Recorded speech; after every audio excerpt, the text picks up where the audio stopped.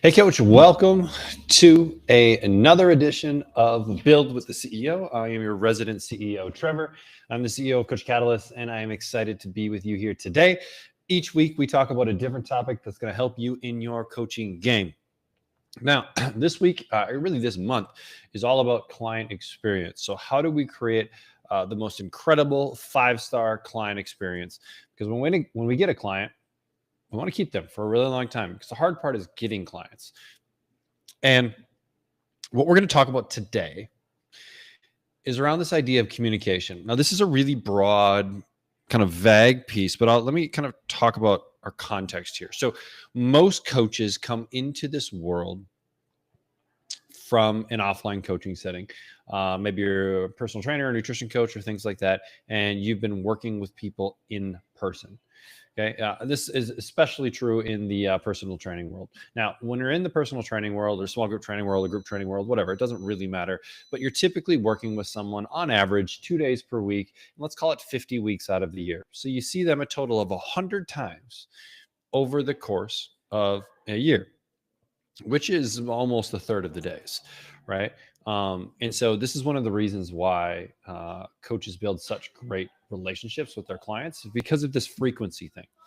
So most coaches then make a mistake when they move into more of an online or a virtual setting is they kind of take some of those patterns around communication that they developed in the offline setting. But the challenging part is in the offline setting, that stuff is baked into the process, right? A client has an appointment, they show up to that appointment, and then I'm with that client for 30 minutes to an hour. The relationship building is built into the process, right? When we get into the online world, we're not forced into that relationship building. And then we have to be very cognizant about it. So when you're developing your programs, your curriculums, we should really, really be thinking about how am I going to make communication work in a virtual setting where I'm not face to face with a client on a regular basis. And this is many times make or break. And it's one of the reasons why I think some coaches have poor retention is they haven't really figured out the communication, or they're treating coaching in a virtual or online setting as an info product. Right? I give them the workouts and the nutritions, and and the macros and the nutrition or the habits, and I'm good until I meet with that, or maybe I check in with that client at the end of the month. Those coaches, from my viewpoint, aren't having a ton of success. The coaches that are having a ton of success is they treat the online virtual coaching the exact same as their offline stuff. And honestly, you have to put more effort into online virtual coaching than many times in an offline setting because you need to provide value. You have to have the client doing things. Many times in an offline setting, as long as the client's showing up to workouts, right, they feel like they're getting value, even if they're not really making any progress. So the online world, you honestly have to work harder at coaching because it isn't just baked into the process. But hopefully that makes sense. And last week I talked about onboarding. And I think we can start this with onboarding. Onboarding can be one of the best ways to start building that relationship with a client in a scalable way. We can use a ton of video. We can do a really thorough assessment. We can have that first meeting with a client, and we can build a really cool business and start it off right. So onboarding is really step one. So if you haven't dug into your onboarding process, let's do that first. So go back to last week. You check our emails. We send out replays all over the place, but go back to last week and listen to that episode, and then use the GPT we created to help really build out that onboarding and just dial that in. Okay, so that's really the mistake that a lot of people make is we assume that the communication that we make in an offline world translates into the online world, which it does not because of these processes that aren't baked into the online world. So what do? Okay, we have to come up with a process that you can execute on a weekly basis. We need to have this weekly cadence around communication with our clients, what's expected. We need some surprises. I like 2 parts to it, right? I like the predictability around some communication. Maybe that's a weekly check-in or something like that, which we'll talk about here in a little bit. But then I also like some novelty. I like some surprise, right? People want to know what's expected of them, but they also like to be pleasantly surprised as well. So let's get into it. So first off, I'm going to share my screen with you because this is really important. I talked about this in the last episode, but like this is might arguably be one of the most important pieces of getting your clients onboarded correctly, because when you onboard clients, you're going to be using some sort of technology, right? And the client probably wasn't using this technology before. So we need them to be proficient at using this technology. So we need to make it easy for them. So I'm going to share my screen with you. And actually, I'm going to share my phone with you. And if you're not using this with your clients, this is a really good way to do screen capture. So what you guys are seeing is my phone. I'm on a Mac and I have an iPhone. I'll buy a really, really old iPhone. Everyone makes fun of me. I've got an iPhone Gen 2. SE Gen 2. It's small. I can reach every aspect of the screen. It's awesome. So hate on it all you want. But when I download an app, right, a new app to my iPhone, it goes into this place right here, this app library. Android is kind of one big list. I'm not as familiar with Android, so I can't necessarily speak to that, right? But it goes into your app library, which really isn't all that helpful, right? Unless I know the app and I want to go search for that app, okay? So what we need to get the client to do is when they download the app, we need to get them to hold it, right? And we'll see if I can do this. I'm using a thing called iPhone mirroring. And let's see if I can get it to do it. I have to use my finger instead of, oh, there you go. It was edit home screen. So there you go. Now we've got it dancing, right? So now once it's dancing, I can move it to where I want it to go, right? And we want to bring this one all the way over to my home screen. So now I make it easy. Some of my older clients too, like I'll have them take it and I'll put it down here, right? The reason text message is so valuable, right? Because it sits in your home screen right through here. Text is something I'm actively in because I'm communicating with my friends. It's a relationship type of thing. And this little number here really gets annoying. We call that a badge. Some people get really annoyed by badges. You can tell that I do not, as I have almost 21,000 in my incoming box here. But my most important apps are right here on my home screen. And so for your clients, we need to teach them how to be a really good client. And one of them is being engaged with the process. So they can just click the app because there's a red dot on it. And that red dot will take them, oh, hey, I got a couple messages in here. Oh, I got some actions to do today. Let's click on that guy. And so I can see him. Okay, I see my message. I'll respond to my coach. But if that app was buried, right, over here, over here, right, like those red dots don't mean anything to me because it's just buried, right? So that's step one. Get the client to get the app to their home screen. Because now we have a fighting chance, right? If it's not on their home screen and we're using technology, we can't expect them to find it, right? And push notifications. I don't know about you guys, but I get 15 billion push notifications every single day. And I even clear mine every night, but I'm not going through every push notification to see what's important and what's not. I'm just clearing them all and then starting fresh the next day. My guess is a lot of your clients are in a similar boat. And if we don't have it on the home screen, we don't have the benefit of the badge, and then we're just relying on push notifications, or we're relying on that client's brain to remember to go into the app. And let's be honest, like your coaching is important, but it's probably not the most important piece in that client's life, right? Just the way it is. No good or bad. It's just the way it is. So that is definitely step one, is putting it on the client's home screen. I just wanted to reiterate that for you, and then show you how it's all done, because they can't check in or they can't check what they don't see. They need to check it, right? And so we need to be visible to our clients. And part of you being visible is being on the home screen, whether you use the MyCoach app or what I suggest is the branded app. Especially if you're a physical brick and mortar, you should have a branded app. Or if you are a higher ticket coach, or you just sell more expensive offerings, right? We want the perceived value of your coaching, and having your own branded app can kind of apply to that perceived value. So if you're just getting started out, don't do a branded app. Just do the MyCoach. Focus on getting more clients. Okay. So that's really step one. Let's make it easy for the clients. The next one is information versus connection. Okay. Most coaches are delivering info. There might be calories, macros, reminders, all of that kind of stuff. But clients aren't going to stick with you for information. Yes, information is important. Education is important. But they're going to stick with you in the longer term if you build connections. Okay. So there's a few ways that we can do this because we want them to feel like you are their coach. The first one here, where we move from info to connection, is video content. Okay. Although this isn't specific to an individual, well, there can be, and I'll talk about what those specifics are. But video content, the client is going to see, they're going to hear you, they're going to understand your mannerisms, just like you watching this video of me, right? I've talked about this a bunch of times. If we were to meet in person, you would feel like you know me a little bit if you've watched a few of my videos. And so that just helps to build that connection, right? Versus you reading my articles, right? You can't put the same personality into articles that you can into video.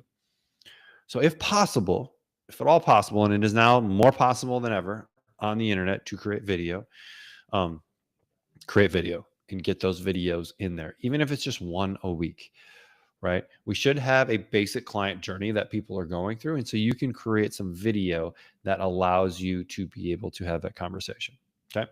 So yes, information should be part of our program. That is one of the main things that a coach in the online space needs to provide. You need to educate, you need to teach, right? Teaching happens in the offline world in the 100 hours that we're spending with the client every year.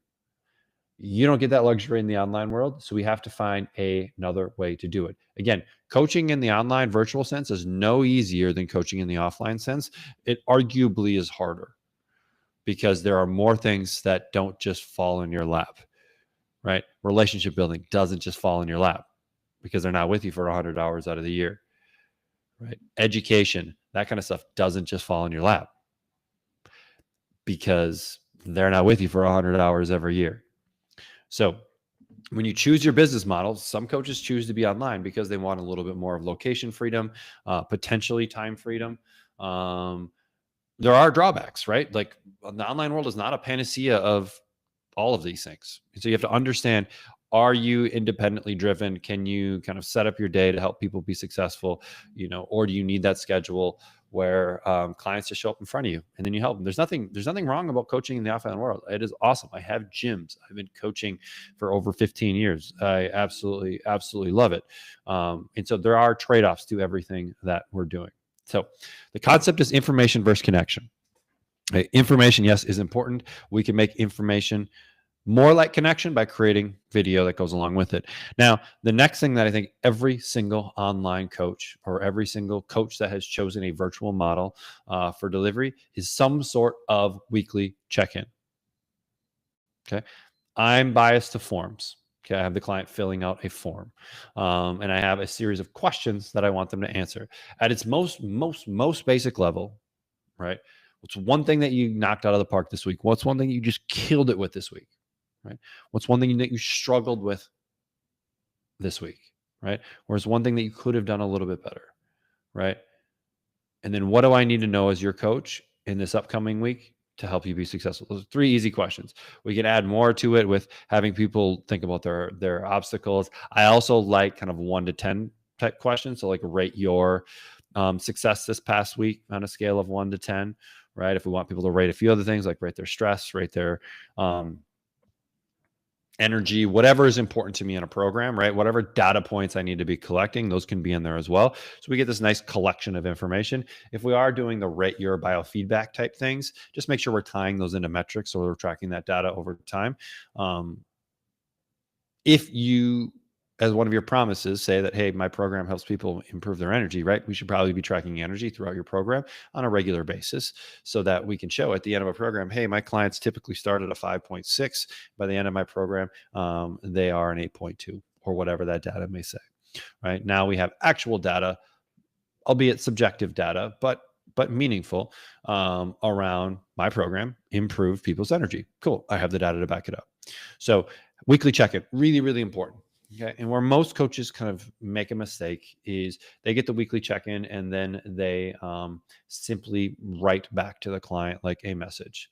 And so inside of Coach Catalyst or whatever platform you use, I would suggest recording an audio message back to your client, or a video message. I think video messages can be great as well. If you are dissecting their account, like you're in there, you're looking at different aspects, maybe you're looking at data points, you're looking at metrics, you're looking at their journey, then let's use a service like Loom or like Vimeo Record, and let's give that to the client so that they can see that. Now, a really cool way that I see a lot of coaches using Coach Catalyst with clients or one-to-one clients where they're doing weekly check-ins and those kind of things is they create a lesson that is recurring on that client's account. And inside that lesson, they will put their video response, and then any sort of data points or any sort of thoughts or comments, things like that from that client's check-in into this kind of like weekly check-in summary, call it, right? And then every week they keep adding to that document, adding to that document, adding to that document. So by the end of, let's say, a 12-week coaching program, there's 12 different kind of feedbacks that that client has gotten from their coach, right? And so that can be a really good tool to help continually stay in front of your clients, providing value and doing it in a very personal way. And it doesn't take that long, right? The client's going to be doing their check-in. You're going to be reviewing it, and then you're going to give some feedback based upon that client, based upon that check-in. And it's probably worth asking one or two clarifying questions, right, to that client, getting some more information on it. And I really like audio messages for this. Literally, you pull the client up on your phone, you hit the microphone button, and you just talk to the client. Hey, I was just reviewing your check-in, and it looks like you said X, Y, Z. Can you tell me a little bit more about it? Remember, you can just respond with an audio message if that's a little bit easier, right? Than typing things up. Super simple, right? Super, super simple. Also, I want to give you another little tech hack tidbit is something called Whisper, WISPR Flow, FLOW. This is a really good, probably the best, Kane put me onto it, probably the best dictation platform that you can have on your computer, on your phone. And literally you just open it up and talk to it, and it will take out all the ums and the likes and all of those little pieces to it. And it will type it out onto your screen and make it awesome. It puts the periods. It's so awesome, and it's so good. And so that's a little called Whisper Flow. Definitely check that out if you want to do a lot of talk to text type of stuff. Okay. So the concept of info to connection. How do we, yes, we need to provide info. How do we move that to connection? More video content, some sort of weekly check-in or touch points, and then some follow-up. And we want a lot of video with that follow-up. We want video, audio with that follow-up, some clarifying questions, those kind of things, right? You can get a lot of that connection and communication in one really big chunk there. Okay. So we have this big thing that happens every week, and that's a check-in. Awesome. We spend a little bit of time on it. Maybe it's 10, 15 minutes to help provide a ton of value back to that client in that big check-in process. But then we want some kind of little ones throughout the week. So remember I talked about at the beginning, we want kind of two levels. We want our automated level, and then we want our novelty level. All right. The automated level is something that we can set out. Some easy ways to create automations. I don't know how to do this on other platforms, but inside of Coach Catalyst, you're just going to schedule out some messages. So maybe based upon that weekly check-in, the client is going to be working on some stuff this week. You can automate, hey, how is that thing going?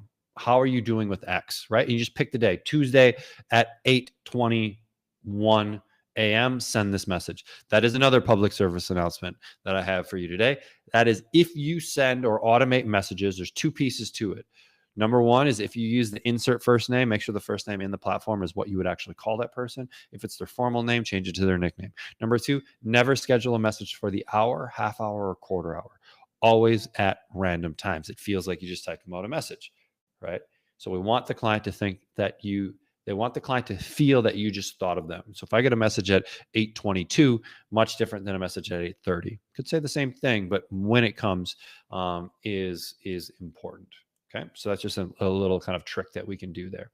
So we're going to schedule some of these messages for the week. I call it programming the prompt. Okay, so we're going to program out that prompt that's going to go out to the client. They're going to respond, and then we're going to have an organic conversation.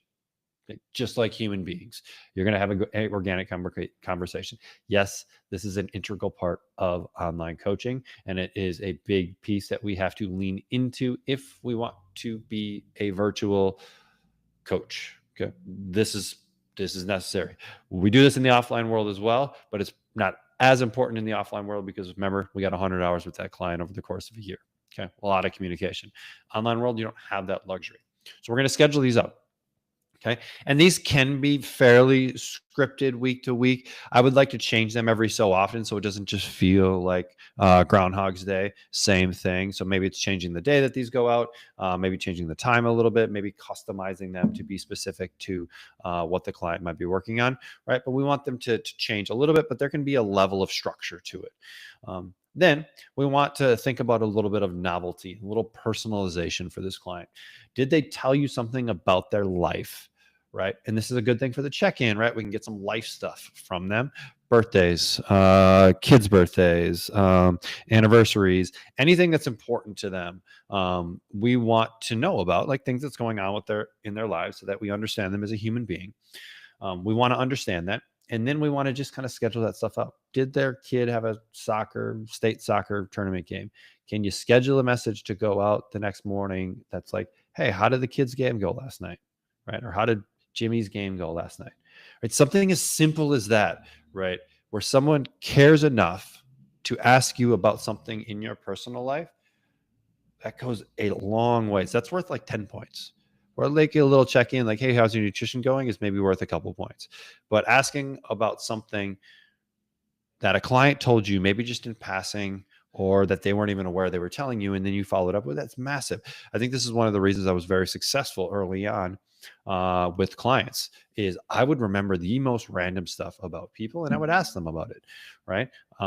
Because I want to build a relationship with them. And part of building a relationship with them is understanding them as a full human being and not just as sets, reps, macros, all of those kind of things. And so we can build some of those things into that weekly check-in, or when you are having those conversations, jotting down some of this stuff to make really good touch points. And then just we schedule it out, right? We don't want to remember, we don't want to rely on our brain to remember when to send things. Schedule it, forget it. Just don't schedule it on the hour, quarter hour, half hour. Okay. And then again, thinking about audio messaging, think about gifts, think about ways to impart personality into your messaging, right? We want them to see you as a human. Last week, we talked a lot about, or not last week, last month, Kane and I talked a lot about this idea of branding and then bringing in something from the outside into your brand. Do you love cars? Maybe you're into exotic cars. Maybe you love Ferraris. Maybe you love whiskey. Maybe you love mountain biking. Maybe you love snowboarding. Maybe you love hiking. Maybe you love flowers, whatever, right? But bringing that into your coaching as well and your personality, because those are just other ways that people can connect with you as a human being, which builds this concept of connection, right? So typically, like connection and relationships, there's a couple pieces to it. And I don't have any science behind this. This is just my brain thinking right now. But the one piece is frequency, right? You think about the best relationships that you have are typically the ones that you had a lot of frequency with early on in the process, right? I have great friends from high school that I haven't seen in forever, but we connect up really quick because we had a lot of frequency early on, right? The second piece is the depth of those connections. And anytime we can have similarities, right? Or we can bond over a specific thing. Hey, I love flowers too. You love flowers. What's your favorite flower, right? We instantly go deeper, right? We instantly go deeper with that conversation. And now that allows that connection to be stronger. So those are two big things we should be thinking about with this idea of communication. We need some frequency, especially early on. So when you're thinking about your client journey, more frequency early, more videos, more maybe get on a call, one-to-one stuff. And then as they progress, we can make that a little bit less frequent because we've built the base of that relationship. Okay. So we want to find those feelings. We want to find those feelings in that relationship using emojis, using gifts, using voice, video, all of those things are super, super important. So, but I want to make sure those are kind of our big rocks that you can get into. So first and foremost, let's just review this thing. We have is your app visible? Okay. Are you finding ways to build connection rather than just send info? Yes, we need to send info, but are we doing it in ways that builds connection?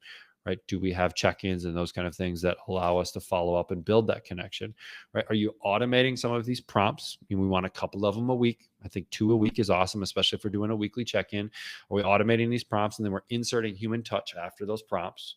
And we can kind of craft those prompts in a way that's specific to what this client might be working on. And then finally, do those messages feel like you? Are you just typing things out? Are you adding personality? Are you adding fun into it? Are you adding emojis into it? If you guys read any of my stuff, you probably see a lot of GIFs. GIFs are a great way to just communicate differently or at a deeper level. Okay. So that's that. That's communication. I think if you're executing on those points, you're going to be really, really, really successful. But if I did miss anything, definitely drop it in the comments and tag me. We're all in this together, right? As a coaching nation, we need to share best practices, and that's one piece of what I'm trying to do is gather information that experience I've had personally and experience in our network of 10,000s of coaches, and try to bring that to you guys so that you can be the best coach possible. Because if you do decide that this is something that you want to go all in, you can have an awesome career, changing lives, and you can do it face to face, or you can even do it in this online virtual setting. So that's all we got. My name is Trevor. I'm the CEO of Coach Catalyst. I'm here every Tuesday. And we'll see you next week.